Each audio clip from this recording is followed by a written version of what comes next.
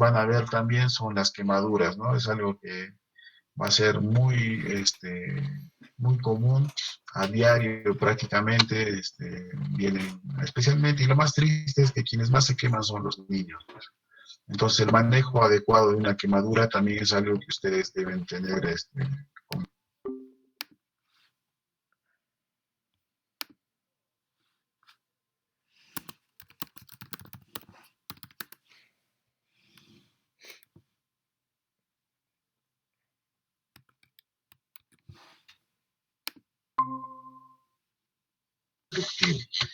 Pero con esto se van a enfrentar todos los días.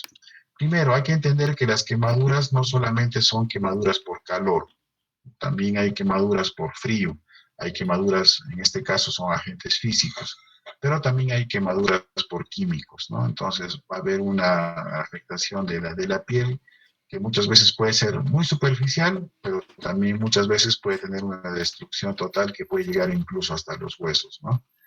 A planos muy profundos, ¿no? Entonces, como les decía, la etiología puede ser múltiple. La etiología es múltiple. Hay agentes físicos, como son el calor, ¿no? Sólido, líquido, fuego. Hay frío, como la hipotermia, la congelación. También hay algo que van a ver comúnmente, al menos los que van a trabajar o van a hacer su serum en poblaciones altoandinas, las quemaduras por rayo, por electricidad, son también bien comunes. He hecho mi serum en un sitio que se llama Santa Bárbara, que está en las alturas de Sicuani. Y ahí, por ejemplo, cuando uno hace el análisis de la mortalidad, la mortalidad normalmente en casi todos los lugares pues son iras, edas, ¿no es cierto? En mi pueblo, en Santa Bárbara, la causa más común de muerte en las personas era quemadura por electricidad, por rayo, ¿no? Entonces, esto es algo que ustedes van a manejar, ¿no? Entonces, miren, fíjense que hay tres formas de quemaduras que son más o menos comunes en nuestro medio, ¿no? También hay, pues, las quemaduras por radiaciones, al menos, bueno, en nuestro medio no tanto, ¿no? En la costa, en la playa, pues, rayos solares es algo bien común.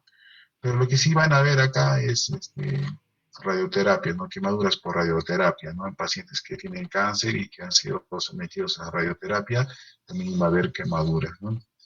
También hay por agentes químicos, por ácidos, por algunos álcalis, ¿no? Soda cáustica, jabones, etcétera.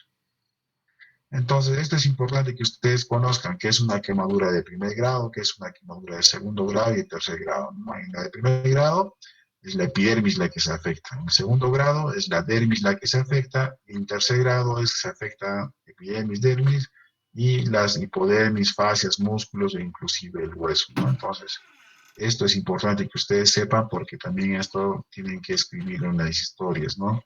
Acuérdense siempre que vuestra historia clínica es un documento, ya les han dicho 1000 veces de que la historia es un documento médico legal. Entonces ustedes deben escribir con criterio, ¿no? Entonces igual las quemaduras, con criterio hay que clasificarlas en primer grado, segundo grado y tercer grado, según esto, ¿no? En el caso de las de primer grado, el síntoma va a ser dolor y eritema. En las de segundo grado va a haber dolor y flictenas, las populares ampollas, ¿no? Y en el tercer grado va a haber ya un aspecto apergaminado, nacarado y va a afectar pues planos profundos, ¿no? Entonces, más o menos es así, ¿no? En el primer grado, epidermis, hasta acá nada más. En el segundo grado, hipodermis, dermis, epidermis, ¿no? Y en el tercer grado, ya planos profundos, ¿no? Esto en unas figuritas. Entonces, más o menos así. Primer grado, la clásica quemadura, pues por el sol, ¿no? Te vas a la playa, no usas bloqueador solar y te quemas la parte más superficial de la piel. Las de primer grado no dejan cicatriz. Lo único que va a pasar es que este paciente con el tiempo la piel se va a volver oscura y se va a comenzar a pelar, a descamar, ¿no es cierto? Y por debajo de eso va a crecer una piel sana, ¿no? Entonces la parte más superficial se va a caer y listo, se acabó la historia, ¿no? El tratamiento para esto solamente es analgésicos y utilizar cremas tópicas de corticoides durante unos 2 o 3 días para disminuir el enrojecimiento y la inflamación y además una buena hidratación, ¿no? Hay muchas cremas, al menos están famosas, pues las cremas de aloe vera, por ejemplo, que son las que humectan y dan una sensación de frescura, ¿no? Entonces, estas no dejan cicatriz, las de primer grado. En cambio, las de segundo grado, sí ya, como afectan planos ya más profundos, sí dejan cicatriz, ¿no? Esta es una clásica quemadura de segundo grado, ¿no? Y esta es una de tercer grado, ¿no? Esto ya es una quemadura que ha afectado no solamente a la piel, ¿no? Sino acá, como pueden ver, músculo, aponeurosis, planos más profundos, ¿no? Incluso probablemente haya habido daño vascular también, por eso es que esto también ya se necrosó, ya hubo otros daños más, ¿no? Entonces, esta es una quemadura de tercer grado.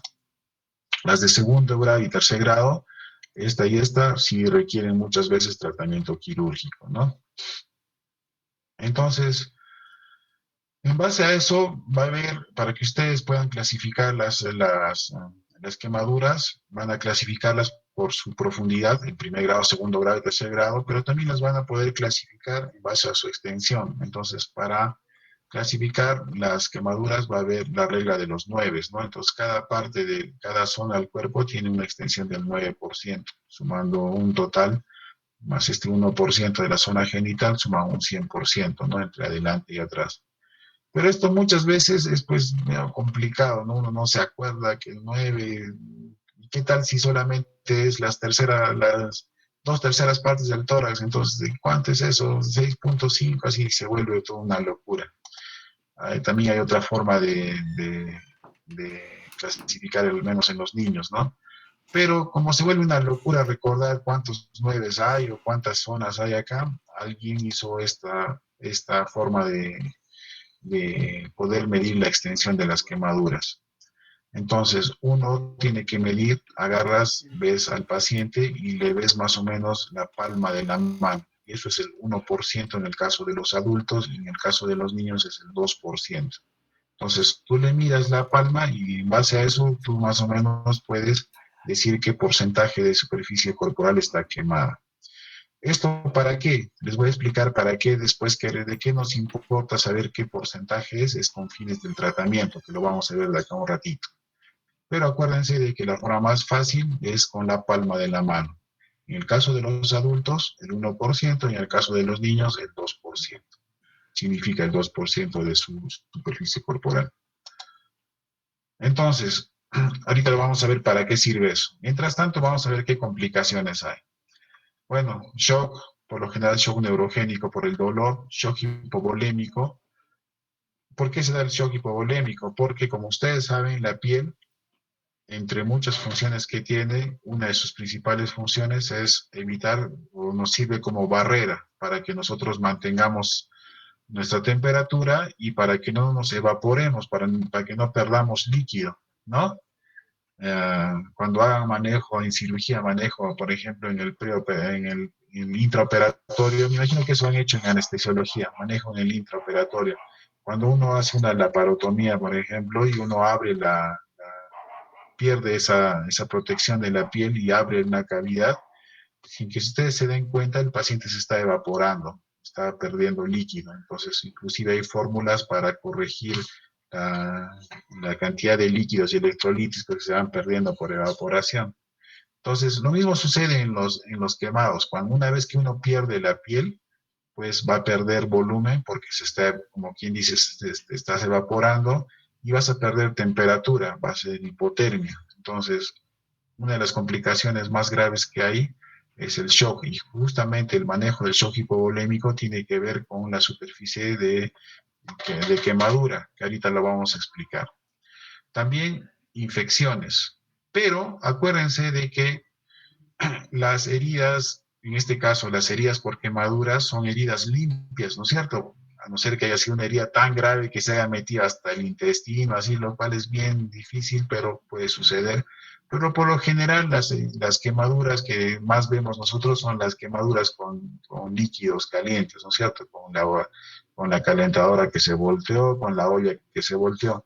Entonces, cuando uno se hace una herida en la piel, esa piel va a ser una herida limpia, no ha tenido contacto con ninguna cavidad, no ha tenido mayor problema. Entonces, acuérdense que las quemaduras no se manejan con antibiótico a no ser que se infecten, pero eso va a suceder en los días posteriores. De entradita, no tiene sentido darle antibióticos en forma horaria a un paciente que ha sido quemado, a no ser que ya uno valore la posibilidad de que se infecte, ¿no? O sea, o en los días posteriores haya una infección, que eso sí puede suceder. En ese caso sí ya le damos antibiótico, pero de entrada no requieren antibiótico.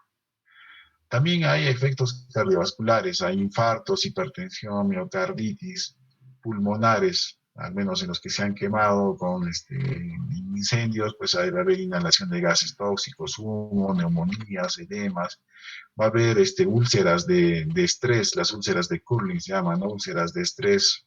Imagínense por todo el dolor, todo el problema todo el trauma que tiene el paciente con la quemadura, muchas veces causa úlceras de estrés.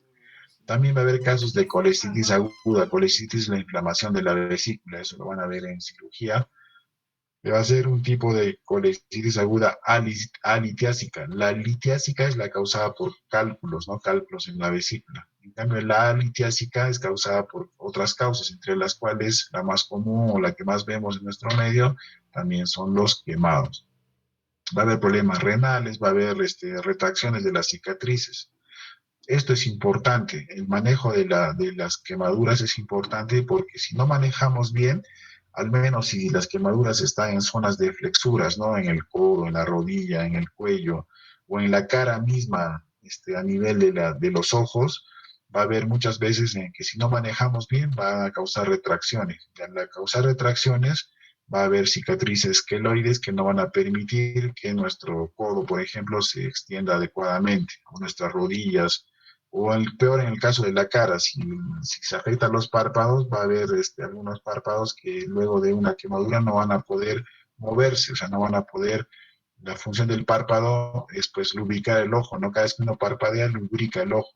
Entonces, si el párpado está maltratado o está quemado, probablemente se retraiga y ese paciente sufra de ojo seco, sequedad de la superficie del ojo y muchas veces úlceras a largo plazo, ¿no? Entonces, imagínense cuántas complicaciones hay acerca de un manejo adecuado o inadecuado de una quemadura de inicio, ¿no?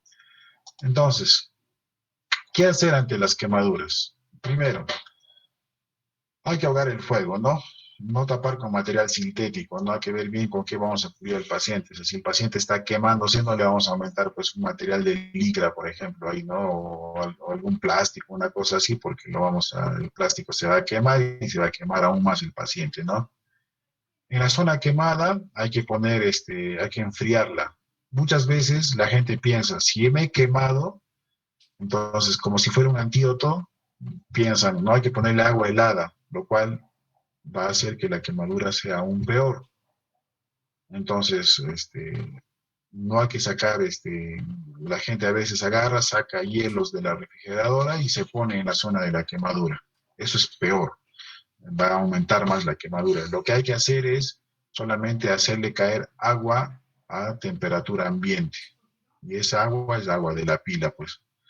Esta agua de la pila no debe caer directamente en la quemadura porque a veces tiene ampollitas y con la fuerza con la que cae puede destrozar y hacer más daño en la piel que ya está afectada de por sí. Entonces tiene que caer en otro sitio y de ahí por arrastre llegar hasta la zona de la quemadura. Y además que cuando uno arrastra, también va a limpiar no sé, pues si te has quemado con tu sopa, por ejemplo, y tienes ahí fideitos, trillitos, así, entonces con el agua también se va a ir limpiando poco a poco, ¿no? Entonces va a ayudar a que también la herida se limpie, ¿no? Tiene que ser agua de la pila que está cayendo, no hay que poner, o sea, no hay que juntar agua y meter el brazo ahí o la pierna ahí, ¿no? Porque esto aumenta el riesgo de infección. Tiene que ser agua que esté corriendo, agua de la pila. Puedes cubrir, una vez que ha pasado, puedes cubrir con compresas húmedas estériles. Siempre en el manejo de las quemaduras, ya saben que es una herida limpia, entonces hay que luchar, digamos, hasta el final para que siga siendo limpia. Entonces hay que utilizar cosas que estén estériles, en este caso gasas o compresas húmedas o estériles. Hay que retirar toda la ropa excepto las que estén adheridas a la piel, ¿no? Si tenías una licra plástica y te quemaste, probablemente ese pedazo de licra se quede pegado. Entonces, bajo anestesia, recién uno ya puede ir retirando, porque retirarlo así nomás va a causar mucho dolor y vas a causar más daño en la piel de la que ya tiene.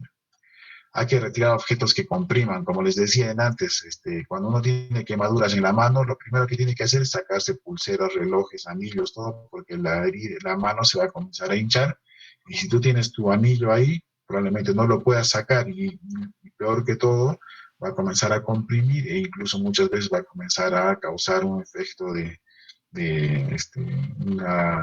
no va a poder pasar la sangre, y muchas veces hasta se te puede necrosar el dedo, ¿no? Entonces, te quemas la mano, lo primero que tienes que hacer es sacarte pulseras, relojes, anillos antes de que se hinche la mano. Hay que prevenir la hipotermia, como les dije, cuando uno pierde la piel, pierde también la capacidad de poder mantener la temperatura, entonces al paciente hay que abrigarlo adecuadamente para que no cause que quede en hipotermia.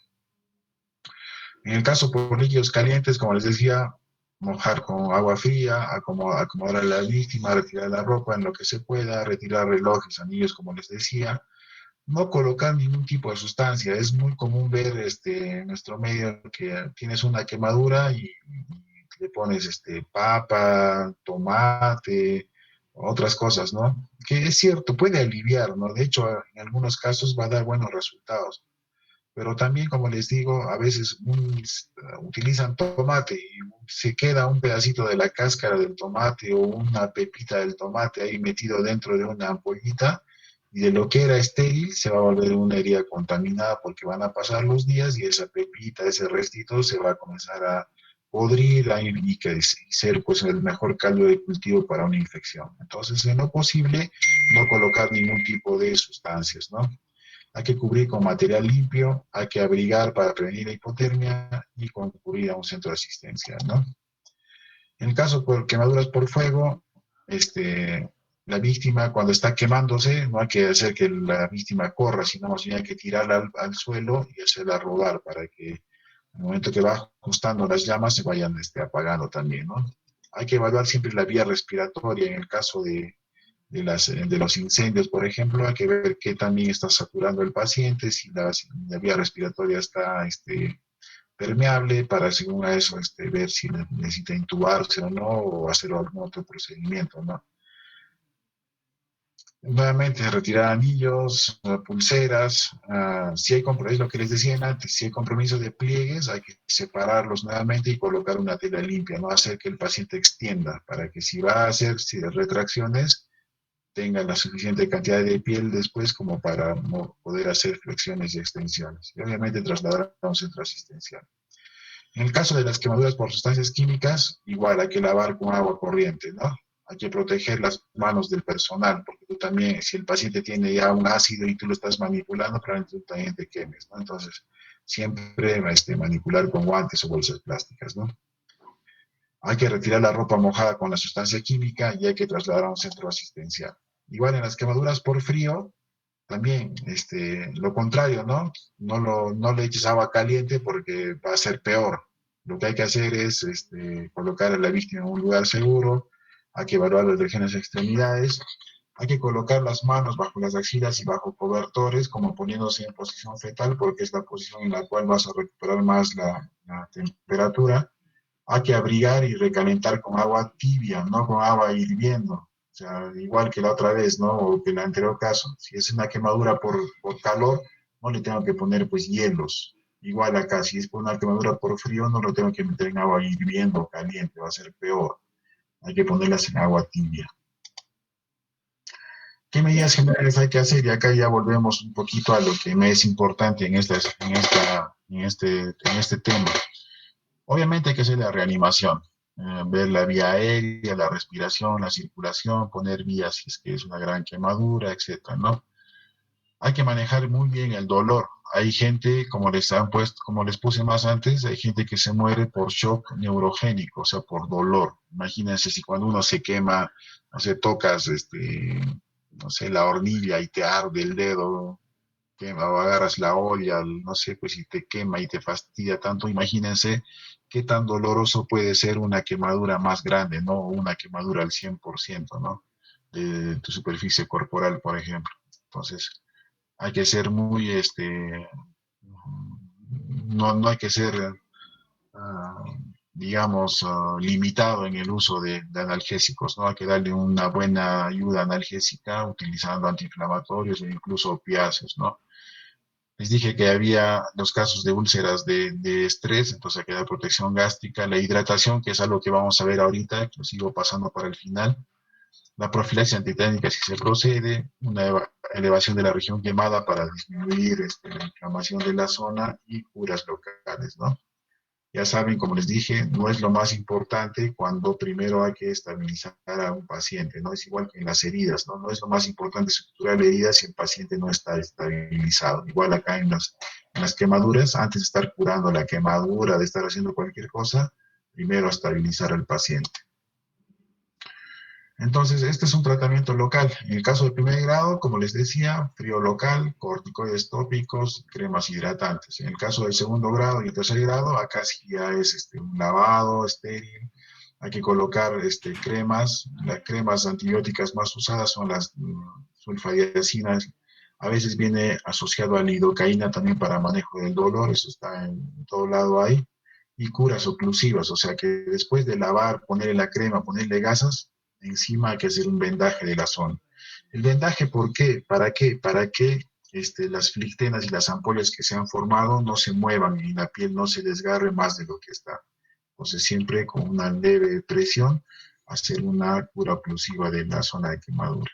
Igual acá en el tercer grado, igualmente es lavados, hay que valorar la escarotomía si estás en un hospital, probablemente se acuerdan ese brazo en el que había quemadura de zonas profundas, entonces hay que sacar todo ese tejido ya muerto, hay que retirarlo, eso se llama escarotomía. Igual cubrir con crema antibiótica, sulfadiazina y cura oclusiva. Esto es importante en el caso de las quemaduras eléctricas, lo que les dije, ¿no? ¿Qué factores hay para hospitalización en las quemaduras eléctricas? Un paciente con quemadura por rayo o quemaduras, gente que trabaja con instalaciones eléctricas, torres de alta tensión, así que han tenido quemaduras eléctricas, pues a esos pacientes, muchas veces, ¿por qué es importante hospitalizar a estos pacientes? Porque muchas veces no van a tener lesiones externas, pero sí van a tener lesiones internas, o van a tener quemaduras internas y afectación de otros órganos, en especial el corazón. Entonces, si usted está en la emergencia de un hospital, lo primero que tiene que hacerle a un paciente que tiene una quemadura eléctrica es hacerle un electrocardiograma y además pedirle un examen completo de orina para ver que no tenga sangrado por orina, ¿no? O mioglobinuria también, que es otra de las causas o complicaciones que tiene a nivel renal. Hay que evaluar también a pacientes con trastornos médicos preexistentes, o sea, hay que tener cuidado con los diabéticos, por ejemplo, los extremos de la vida, los niños pequeñitos que se queman y los adultos mayores siempre deben estar hospitalizados para un manejo adecuado de la quemadura. Las quemaduras en áreas especiales, como les dije, las flexuras, la cara, los ojos, los párpados necesitan hospitalización. Las lesiones por inhalación las presiones, obviamente, si tienes quemadura y encima tienes una fractura, otras cosas, pues obviamente vas a tener que estar hospitalizado. Acá viene lo que les decía al inicio. ¿Para qué es importante saber la superficie corporal quemada? Y para eso, como les decía en un momento, la gente quemada, la gente que tiene grandes quemaduras, más que por la quemadura misma, se muere por shock hipovolémico, porque el paciente va a comenzar a perder líquido a través de esa gran pérdida de piel que va a tener. Entonces, para eso es importante saber la superficie corporal de quemadura, ¿no? Y para eso se han hecho varias fórmulas. Vamos por Parkland, todas estas. La más famosa, la de Parkland, que es la siguiente.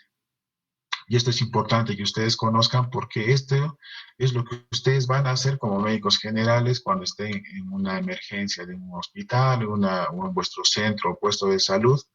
Ustedes ahí no van a hacer injertos, no van a hacer colgajos ni nada por el estilo. Ustedes van a hacer esto de entradito, que es rehidratar al paciente, mantener o cuidar que el paciente no haga shock hipovolémico.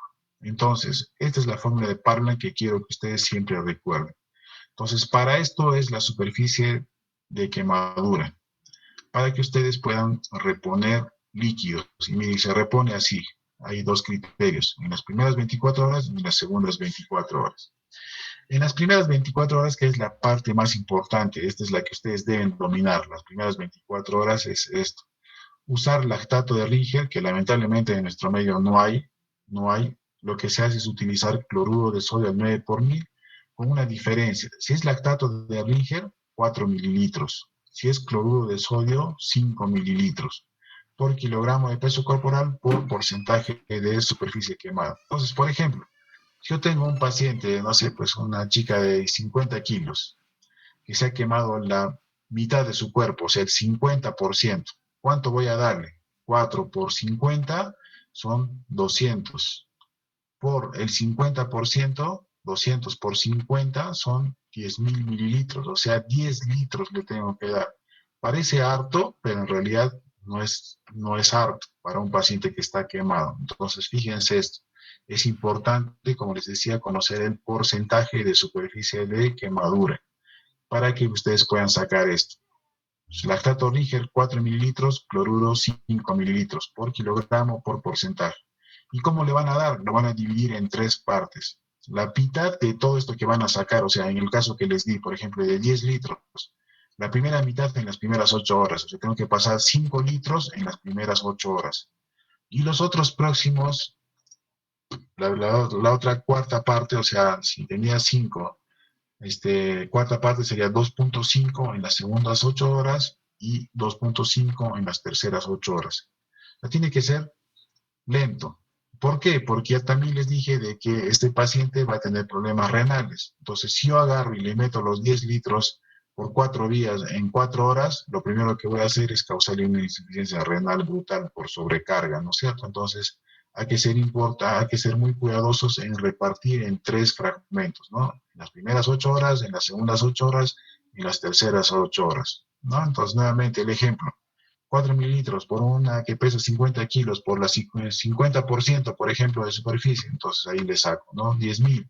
Primeras 8 horas, 5 litros. Segundas 8 horas, 2.5. Terceras, 2.5. Así, ¿no? Entonces, igualitos en los niños. Si yo tengo un niño de 4 mililitros que pesa 10 kilos y se ha quemado el 100% de su cuerpo, entonces 4 por 10, 40. Por 100%, 4.000. O sea que a un niño de 10 kilos, que más o menos es un chiquito de un añito más o menos, o tal vez menos, voy a tener que darle inclusive a veces 5 hasta 6, 7, 8 frascos, dependiendo de su kilo de peso, por ejemplo, ¿no? Todo esto es importante que ustedes conozcan la fórmula de Parlan para que puedan hacer el manejo inicial de un paciente quemado. Entonces, hoy día han aprendido cómo se clasifican las quemaduras en primer, segundo, tercer grado.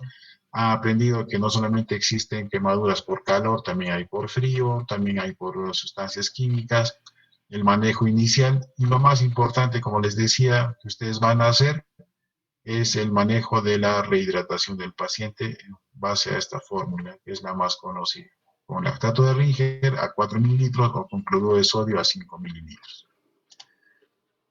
Ya después, pues estos ya son manejos ya de la especialidad de cirugía reconstructiva, plástica reconstructiva, de debridamiento, excisión de tejidos necróticos, autoinjertos, colgajos, heteroinjertos, senoinjertos, sustitutos sintéticos de la piel, ¿no? Esto significa que cuando te sacan un pedazo de piel a ti mismo y te la ponen en otro sitio, se llama un homoinjerto, heteroinjertos, cuando se hacen colgajos, cuando ustedes han escuchado que hay bancos de piel, entonces heteroinjerto. Y los senoinjertos han escuchado también que hay piel cultivada, de piel de cerdo, entonces también eso se llama senoinjerto. Y también hay sustitutos sintéticos de la piel, ¿no? Hay algunos tipos de coloides que sirven para colocar en el sitio de la piel, hasta que por debajo de ese coloide vaya creciendo una nueva piel que vaya cubriendo esa superficie que ha sido quemada, ¿no? Esto ya es un tratamiento ya de la especialidad, que ustedes deben conocerlo por cultura general, hasta que alguno de ustedes pues se dedique a la cirugía plástica, reconstructiva y conozcan un poco más que nosotros acerca de estos detalles. ¿Qué antibióticos hay? El más famoso, la sulfadiacina, pero también hay otros, ¿no? Mafenina, nitratos de plata. Al final, cualquier antibiótico de uso tópico pueden utilizar. Entonces,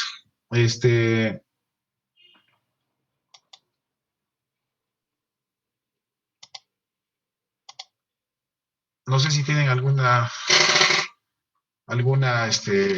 mm, inquietud, duda acerca de esto, ¿no? Alguna pregunta, si tuvieran, por favor.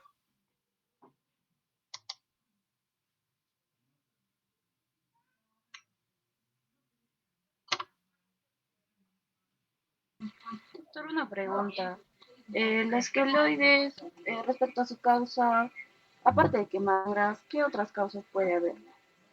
Bueno, las queloides son una degeneración en realidad al momento de la cicatrización, ¿no? Ah, no solamente son las quemaduras, sino cualquier herida puede causar un queloide, ¿no? De hecho, hay personas que tienen predisposición a las queloides, es una predisposición genética. Hay gente que se corta, se hace de todo, ni los suturas y recupera muy bien la piel. Y hay gente que por más que le hagas un pinchazo con una aguja, hace una queloide en esa zona. Entonces, una predisposición genética por un defecto en algunos tipos de colágeno que cierran la piel. Los queloides se manejan con infiltraciones de corticoides tópicos, ¿no? Infiltraciones de corticoides y con ayuda de algunas maniobras. Por ejemplo, los dermatólogos utilizan láser, ¿no? Para reavivar y estimular el crecimiento de estos colágenos que van a mejorar la queloide, ¿no? La queloide nunca se vuelve a suturar, o sea, el peor error que ustedes pueden hacer es a un paciente que tiene queloide, hacerle ponerle anestesia, cortarle alrededor y otra vez suturar, porque probablemente ese paciente nuevamente haga queloide, a pesar de que lo suturen así de la mejor manera, ¿no? Entonces, cualquier herida, volviendo a tu pregunta, puede causar queloide. O sea, no solamente las quemaduras. Obviamente las quemaduras van a ser las que más queloides dan por la extensión de la cirugía, perdón, de la herida, ¿no? Otras que dan gran queloide son las heridas con cierre por segunda intención, ¿no? Lo que les decía antes, por eso es que a mí no me gusta mucho la segunda intención, pero a veces es necesario, ¿no? Esas también dejan mucho queloide en realidad. Que a veces hay gente que tiene predisposición a queloides y incluso las picaduras de insectos también les dejan queloides, ¿no? Entonces, es una cuestión genética en realidad. Hay gente que tiene una predisposición brutal a hacer queloides a pesar de que la herida sea muy pequeñita, ¿no?